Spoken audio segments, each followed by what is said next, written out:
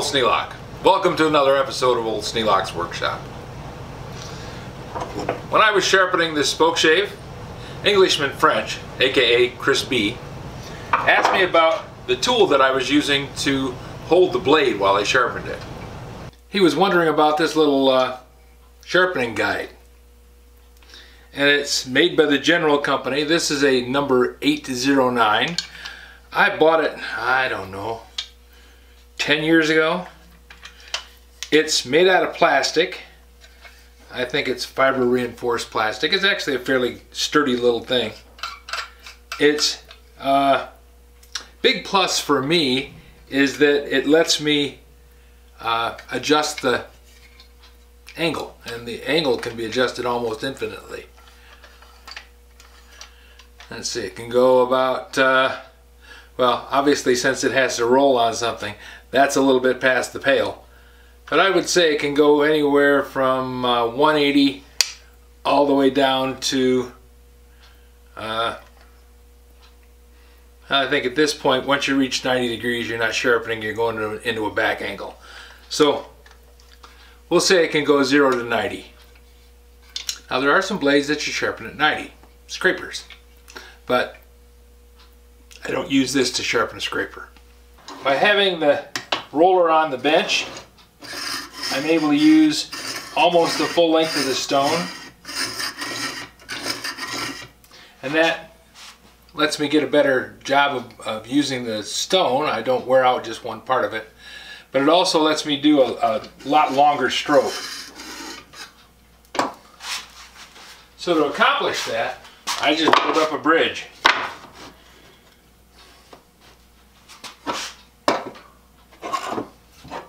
Now this is the number 4 that I've raised the body back together again on, and I never really sharpen the blade. So today we're going to take this opportunity to sharpen the blade.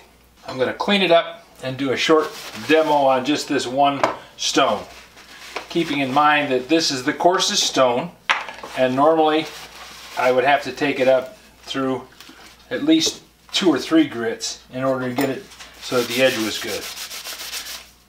Now I've sharpened plain blades with 220 sandpaper. They work, they're functional, they're not great.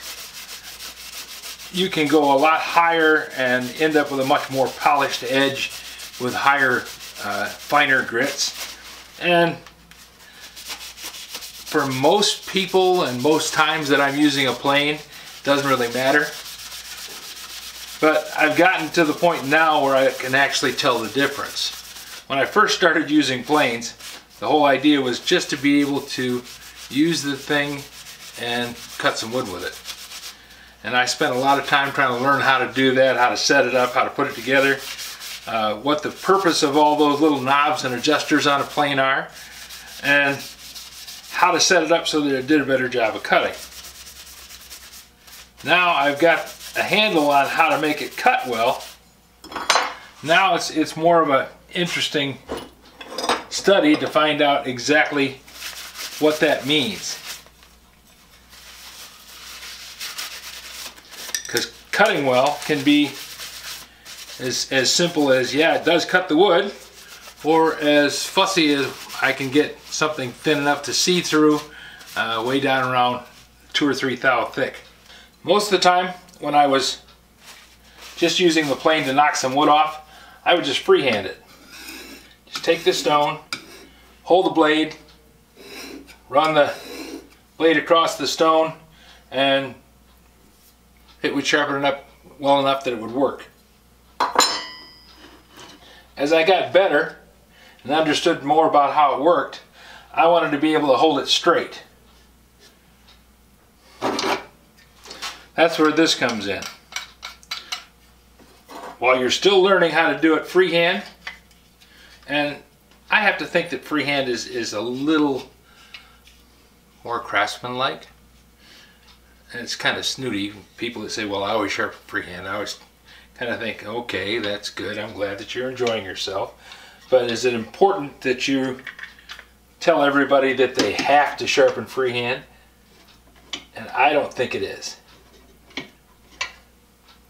I think it's more important to have a sharp edge and enjoy the thing that you're doing.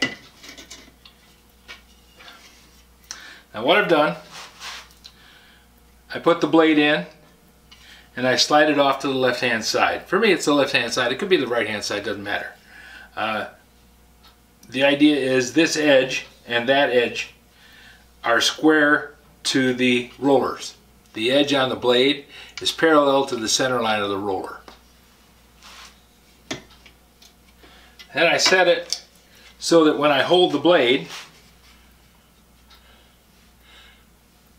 the bevel of the blade sits flat on the surface. Now, it's got marks on it, and those marks right here correspond to different degrees, but that depends on how you set it. I can set it like this and end up with a fairly steep angle. That's almost, I'd say, well, let's get a scale and see. The angle is, by my precise eyeball, 45 degrees. If I take it down to a 1,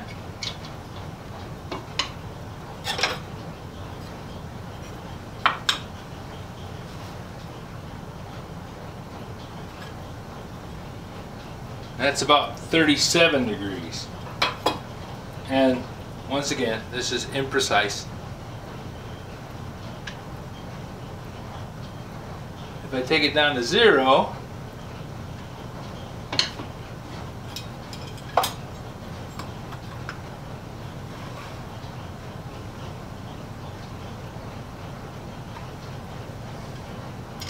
right around 25 degrees.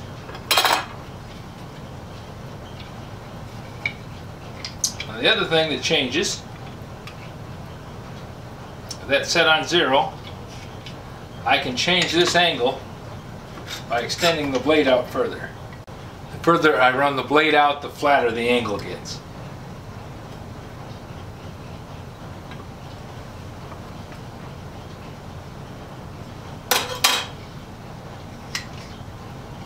So all I'm doing is pushing that blade out, setting it flatter. Now I'm about 24 degrees. I like to have the blade sticking out about a ½ inch past the end of the guide. And that's just so that the guide itself doesn't wear on the stone. I don't want to have this part rubbing on the stone. I don't need to sharpen the guide, and I don't need to wear it away either.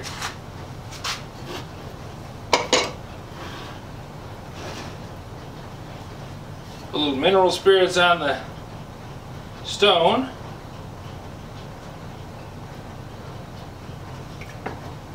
And I just run the blade back and forth. And all I've really done is built up an artificial ramp so that I can use the full width of the stone. And this plain blade is just a little bit wider than what the stone is, so I'm working it back and forth.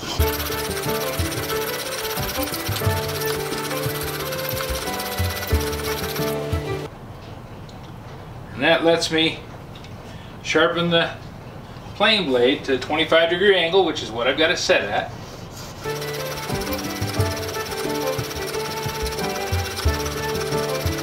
And I know that I'm not rocking back and forth. I'm not making the blade do one of these things, and I'm not trying to hold my wrist exactly steady.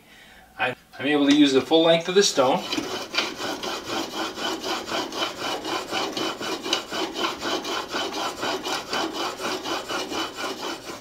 And it's not so much that the guide lets me do that.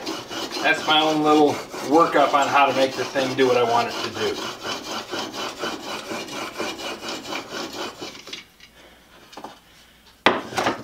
When I was sharpening the little spoke shave, I actually set it like this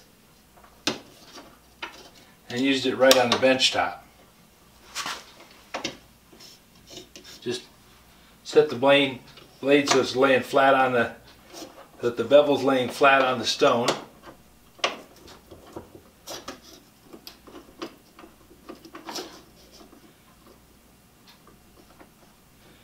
And lock it down, and then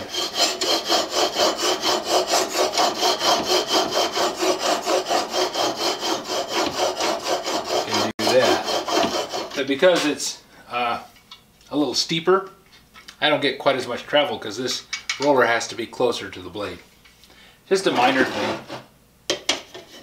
To make sure that I'm wearing the stone semi-evenly, I just turn the stone around.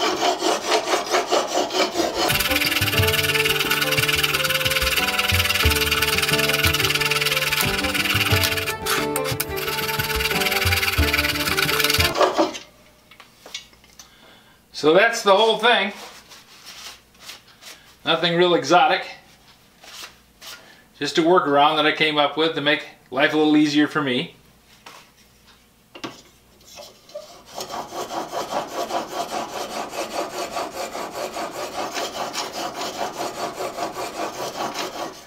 And now I'm going to go ahead and finish sharpening this blade. No need to watch this, you guys have seen it 100 times and you'll probably see it a lot more before it's all done. If you have any questions about today's video or suggestions, I'm going to go ahead and sharpen the blade. So that's the whole point and purpose behind what I was doing there, Tony. I just came up with a way to make my life a little easier. So I'm going to go ahead and finish sharpening this blade because I've started it. No need to have you guys watch it because you've probably seen this before at least 100 times and you're going to see it again. But if you have any suggestions for a new video, questions about today's video, or any of the other videos on the channel, just drop a note in the comments below. You know I read them all. Thanks for watching.